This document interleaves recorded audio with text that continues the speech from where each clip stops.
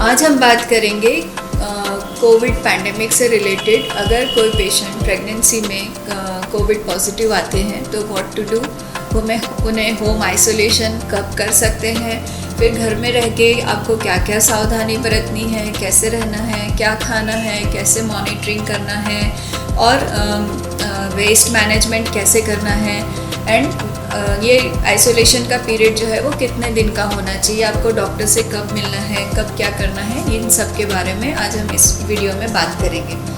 Last video में आपने अगर देखा होगा कि हमने तब बात की थी कि कोविड से रिलेटेड हमें क्या सावधानियां बरतनी चाहिए।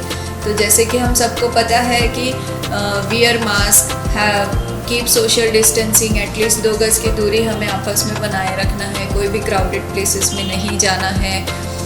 ये सारी चीज़ों के बारे में और डिलीवरी या ब्रेस्ट फीडिंग से रिलेटेड हमने उस वीडियो में बात की थी। तो अगर आपने अभी तक के वो वीडियो नहीं देखा है तो please watch this video also.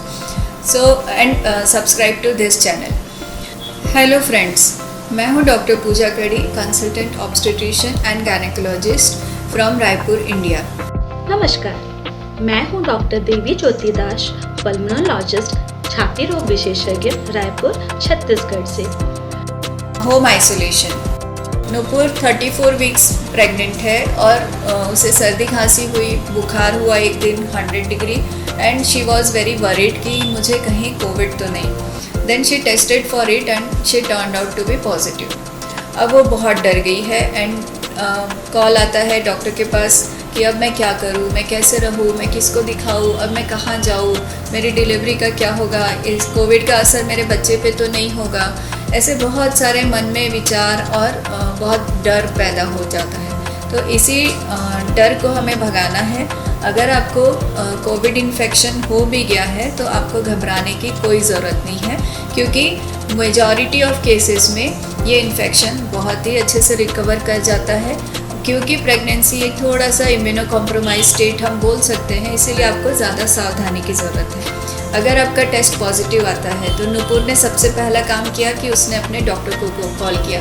मुझे कॉल करने के बाद जब हमने उनको सारी बातें समझाई तो शी वॉज रिलैक्स्ड। अब उनके पास मेडिसिन्स थी, उनको घर पे कैसे मॉनिटर करना है वो सब हमने जानकारी दी। तो गवर्नमेंट ऑफ इंडिया या छत्तीसगढ़ गवर्नमेंट का ये नंबर भी है, आप इस पे कॉल करके कोई भी इमरजेंसी हो तो आप इस पे कांटेक्ट कर सकते हैं और आपको यहाँ पे नोटिफाई करना है कि आपका टेस्ट कोविड पॉजिटिव है and you are going for home isolation. तो आपको जो अथॉरिटीज़ हैं वो आपको गाइड करेंगी कि आपको घर पे क्या करना है। सो आप इस नंबर पे कॉल करें और अपना पंजीयन उस पर करा दें, ज़रूर से करा दें। आपको घर पे रहने का सबसे पहला क्राइटेरिया यही है कि आपके पास एक अलग से वेल वेंटिलेटेड रूम होना चाहिए, एक अलग से टॉयलेट होना चाहिए जिसको कि अगर सिर्फ आप ही यूज़ करें। आपके घर में और भी कोई अगर बड़े हैं, जैसे जिन्हें और भी कोई कोमॉर्बिडिटीज़ हैं, तो उन्हें भी आप आइसोलेशन की सलाह देंगे। अगर आप अपना काम सब कुछ खुद से करेंगे, DIY जैसे आप बोलते हैं, डू इट योरसेल्फ, तो आपको अपना सब काम खुद घर अपने से ही करना है। अपना सामान, अपनी ज़रूरत की चीज़ें सब उस रूम में रख लीजिए ताकि वो बार बार किसी और से संपर्क में ना आए। अपने कपड़े, अपने बर्तन, और हो सके तो बर्तन स्टील और ग्लास के यूज़ करें। डिस्पोजेबल जितना हो सके कम यूज़ करें, बिकॉज वो डिस्पोजेबल जो है वो वेस्ट में जाके वो इन्फेक्ट कर सकता है। अगर आपको खांसी है, सर्दी है, तो आप कोई टिश्यू पेपर या हैंडकरचीफ का यूज़ कर सकते हैं। अगर आप टिश्यू पेपर यूज़ करते हैं तो उसे एक क्लोज्ड पॉलीथीन में रख लें और उसे वेस्ट डिस्पोजेबल की जो गाइडलाइंस है उस हिसाब से डिस्पोज करें। अलग से सारा कचरा ये एक डस्टबिन में रखें कवर करके, और आपका जब आइसोलेशन का पीरियड ख़त्म होता है तब आप उसको एक साथ में जहाँ पे गाइडलाइंस है उस हिसाब से आप उसको डिस्पोज करें, ऐसे ही कहीं भी ना फेंक दें। आपको सबसे पहले तो ये ध्यान रखना है कि आपको अपने साथ साथ अपने बेबी का भी ध्यान रखना है।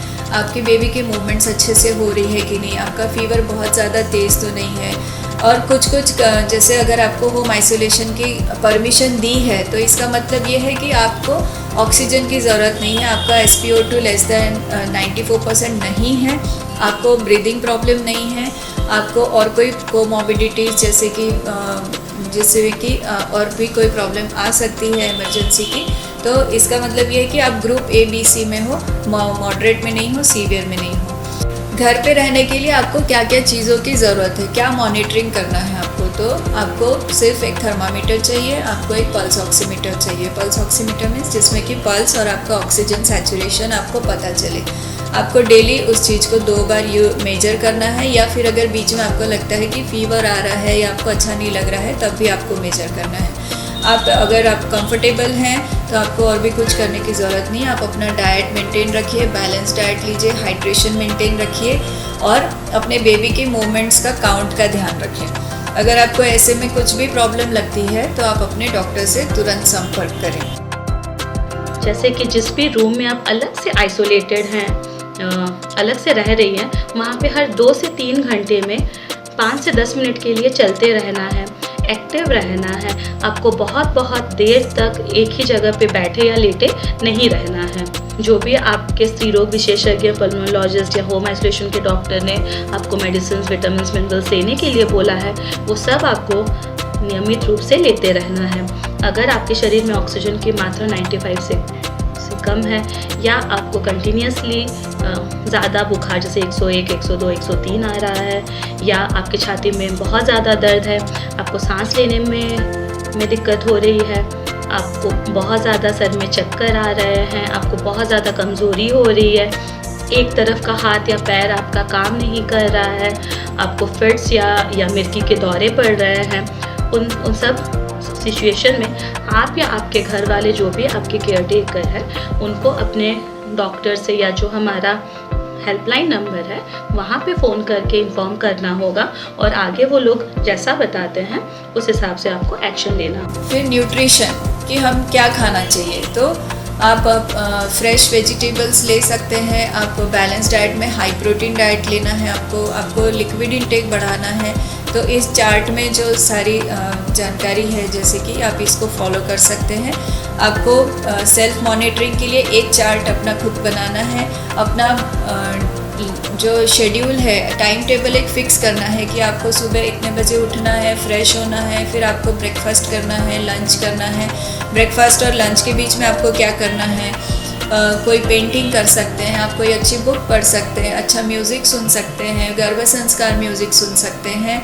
आपने अभी तक के जो काम सोच के रखे थे जो नहीं हो पाए वो आप कर सकते हैं। आप अपने फैमिली से, अपने फ्रेंड से, अपने जो भी आपकी मन करता है अपने फ्रेंड से, आप उनसे वीडियो चैट कर सकते हैं, जूम कॉल कर सकते हैं, आप कोई वेबिनार अटेंड कर सकते हैं। आपकी कोई चीज़ सीखने की इच्छा हो तो आप वो भी सीख सकते हैं। Digitally you can utilise all your time, और आप इसमें बिल्कुल भी बोर नहीं होंगे और आपको अकेलापन भी महसूस नहीं होगा। अब आपके साथ जो केयर टेकर है, आपको उनका भी ध्यान रखना है। अगर आपकी घर में मदर है, मदर इन लॉ है, या उनका सबका भी आपने टेस्ट करवा लेना चाहिए, ताकि आपसे उनको संक्रमण होने का और भी रिस्क कम हो जाए। और जो भी नेगेटिव पर्सन है वो आपकी केयर ले, और केयर लेने के समय आपको मास्क पहने रखना है, उनसे 2 गज की दूरी बनाए रखना है, जितना हो सके कांटेक्ट में नहीं आना है, अपने ही रूम में रहना है।